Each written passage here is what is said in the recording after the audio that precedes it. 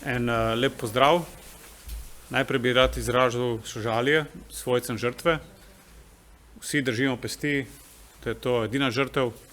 Hkrati pa želimo okrevanje, hitro okrevanje vsem tisti, ki so bili poškodovani v zadnji ujmi.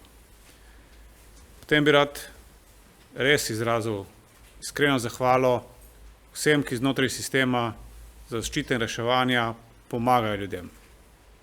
V Sloveniji imamo, jaz mislim, da najboljši sistem za zaščito in reševanje v Evropi in to je tista svetla točka, zakaj lahko tudi v prihodnost gledamo z optimizmom, ne glede na to, da se je narava tokrat res znesla nad večino Slovenije na način, kot še nikoli do zdaj.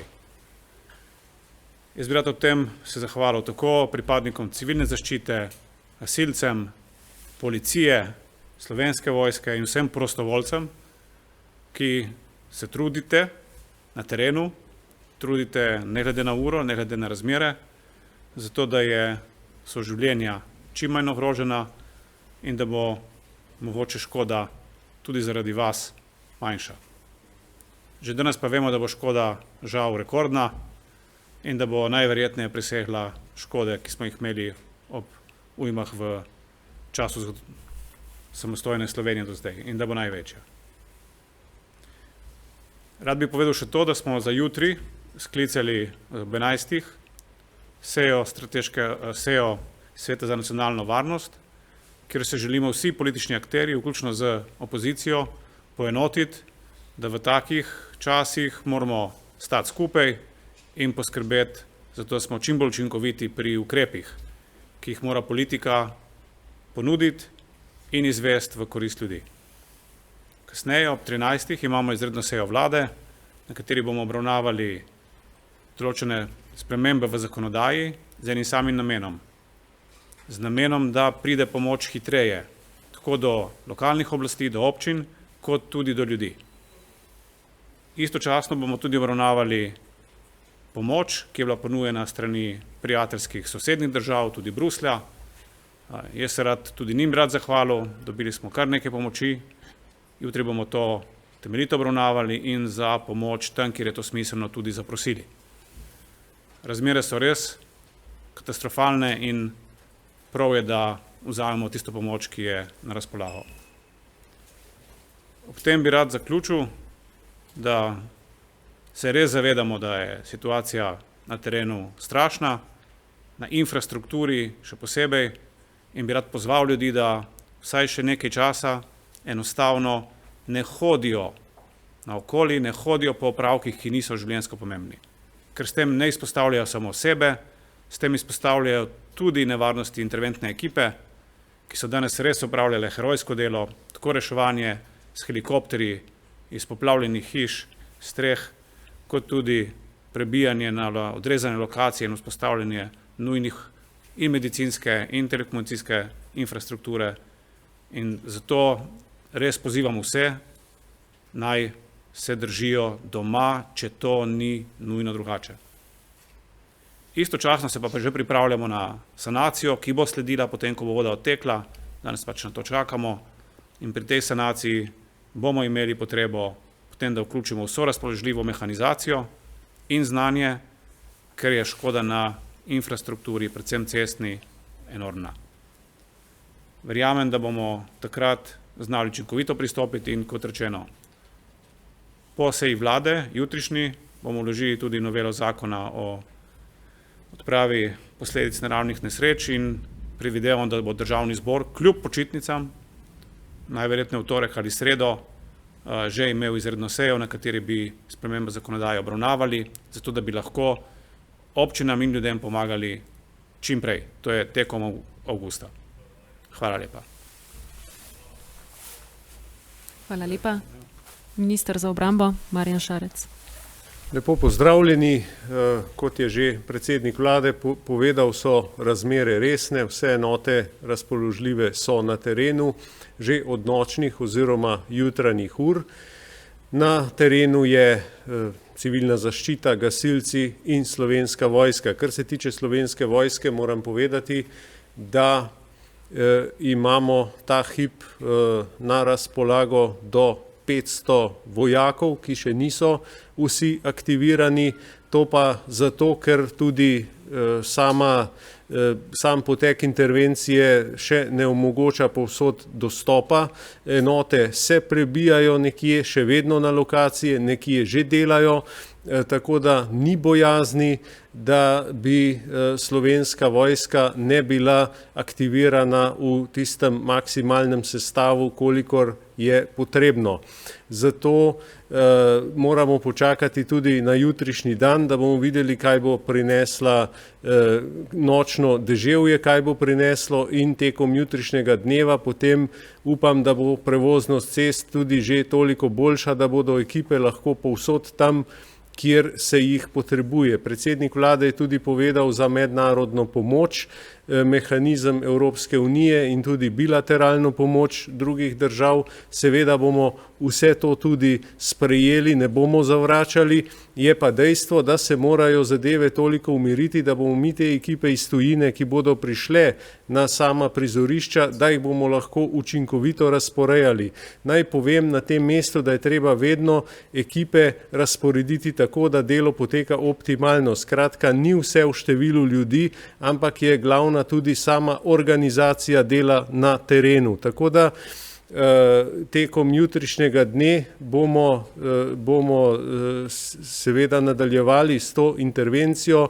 Upajmo, da se ne bo uresničila napoved takšna, kot je, in da bo malo manjši obseg, tako da vsa razpoložljiva sredstva so na terenu. Vlada se bo jutri tudi seznanila z zadevo, poslala v državni zbor tudi novo zakonodajo oziroma spremembo, tako da državljanke in državljane pa res pozivamo, tako kot je rekel tudi že predsednik vlade in sam ponavljam tudi že cel dan, ne hodite naokoli, kjer ni res nujno, ne fotografirajte, ne zadržujte se v bližini vodotokov in v bližini intervencijskih ekip, kajti ne želimo, da pride do kakršnekoli nesreče in kakršnekoli nepotrebne žrtve. To je zdaj najpomembnejše. Vse ekipe rešujejo življenja, v drugi fazi se rešuje tudi imetje in potem seveda šele naslednja faza je potem sanacija.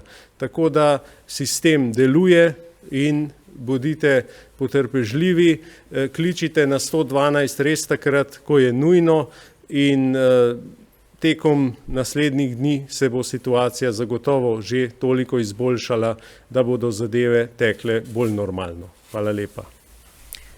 Hvala lepa. Minister za notranje zadeve.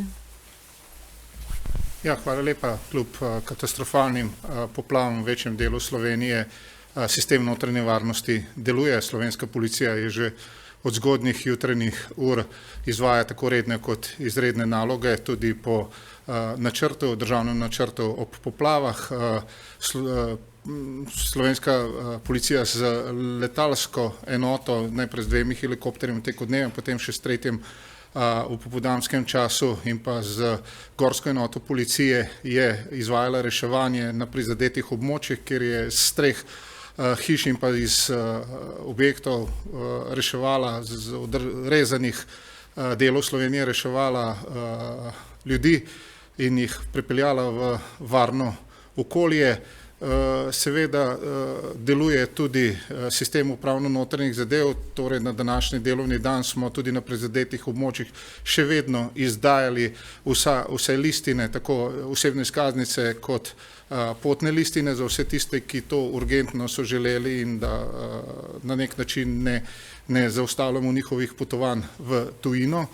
Posebej pomembno je treba poudariti, da je slovenska policija odprla policijsko akademijo v Tacnu za ljudi, ki so potrebni strehe nad glavo in ki so pravzaprav prizadeti, tako da smo že tekom dneva imeli zaradi povešenega vodostaja Save v Tacnu kar nekaj prebivalcev Tacna nastanjenih na policijski akademiji in je policijska akademija zelo zagotovila namestitev.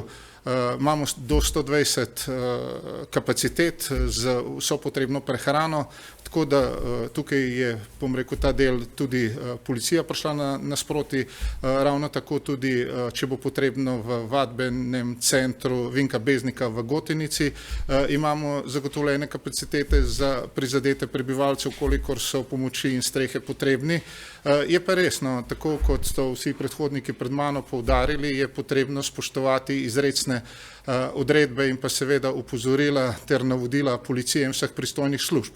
Dogaja se nam to, da preko infrastrukture, ki je močno poškodovana, torej mostov in pa cest, kljub zaporom še vedno poteka tovorni promet, še vedno se vozijo čez ljudje. Moram tudi povedati, da kar lepo število ljudi pride, bom rekel, na nek način si ogledovati to poškodovano infrastrukturo in to pravzaprav moti tako intervencijske službe, kot tudi je nevarno početje. Tako da to močno odsvetujemo in ukolikor bo potrebno kaznovati takšne ljudi zaradi tega, da bodo interventne službe lahko to tudi delale, bomo to tudi naredili, kajti predvsem v tem trenutku moramo zagotoviti, da vse intervencijske službe, ko intervencija še teče, upravijo svojo nalogo. Zelo pomembno je treba povedati, tako kot so že predhodniki, tudi ministri za notranje zadeve, ki imajo pristojnosti civilne zaščite, so že ponudili pomoč, da tako kot sta oba dva, tako predsednik vlade kot minister za obrambo zagotovila, bomo to jutri obravnavali na seji vlade in pravzaprav tudi ugotovili, kaj v tem trenutku Slovenija potrebuje. Če povzamem, še enkrat prosim in pa seveda apeliram na vse prebivalce Slovenije, da ostanejo doma, da okolikor ni nenujnih prevozov oziroma življenjskih zadev, ki jih potrebujejo, naj ostanejo doma. Prizadetim prebivalcem na prizadetih območjih bomo nudili pomoč in jo pravzaprav že na nek način nudimo, intervencija poteka, vendar je še vedno treba zagotoviti delovanje vseh intervencijskih služb, posebej tam, kjer pravzaprav ni prehodnosti poti in kjer je pravzaprav velika nevarnost tudi za reševalne službe, da se jim ne bi karkoli zgodilo. Tako da tukaj smo še posebej previdni, vsekakor pa vsi tisti, ki so bili potrebni pomoči oziroma kjer je bila potrebna nujna evakuacija, smo danes to naredili tudi s helikopterji, z ostalimi reševalnimi službami in tukaj policija zagotavlja vso stopnjo varnosti in pa sodelovanja z civilno zaščito v skladu z odredbami poveljnika civilne zaščite in pa z odredbami štaba civilne zaščite. Nenazadnje pa, če dovolite, bi se zahvalil tudi vam, spoštovani predstavniki medijev, ker ste korektno poročali, vaše informacije so bile izredno hitre in ukazi ter navodila policije tudi hitro prenešena do javnosti in tukaj tudi moja iskrena zahvala vam. Hvala lepa. Hvala lepa. Poveljnik civilne zaščite Republike Slovenije. Lep pozdrav, jaz bom izkoristil to priložnost in bom se najprej zahvalil svojim strukturam za ta odziv današnji, v jutrišnjem dnevu pa seveda bo še obsežnejši in verjamem, da se s tem ne bomo imeli težav, odnosno ne bomo vsi skupaj imeli težav. Še posebej bi se pa zahvalil, je bo že omenjeno, tako helikopterske enoti Slovenske policije kot Slovenske vojske, ki je vsaka s tremi plovili reševala tiste ljudi, ki so prepozno ali pa niso mogli sploh zapustiti svojih domov. Točne števila podatka trenutno nimam, ker nisem prebral še poročil, je pa teh ljudi verjetno blizu 200 ali pa 100 plus, tako da je verjetno tudi v njihovem imenu še toliko večja zahvala tem dvem strukturam, pa seveda vsem ostalim, ki so pomagali tako iz strani policije in Slovenske vojske, svojim sem se pa tako in tako že zahvalil. In verjamem, da bomo naprej to stvar zapeljali, da bo uspešna in da bo čim manj tako materialnih, kot pa upam tudi življenjskih žrtev. Hvala lepa. Hvala lepa, ne nazadnje še hidrolog Agencije za okolje Janez Polajnar. Še nekaj besed, kaj nas čaka danes po noči in pa jutri. Namreč visokovodne razmere iz že prizadetih območij se sedaj selijo v srednje in pa spodnje dele rečnih strug. Najbolj bo to občutno na teh velikih slovenskih rekah, kot naprimer na Savi, ki je že dosegla rekordni pretok v okolici Ljubljane in ta rekordni pretok se bo tekom noči in jutra bo potoval po Zasavju in Posavju do hrvaške meje, kjer pričakujemo prav tako rekordni pretok okrog 3800 kubičnih metrov na sekundo, nekaj podobnega, kot je bilo leta 2010. Reka Savinja prav tako danes večer še ne bo bistveno upadla, saj v tem srednjem in pa spodnjem toku šele proti jutru bo začela upadati.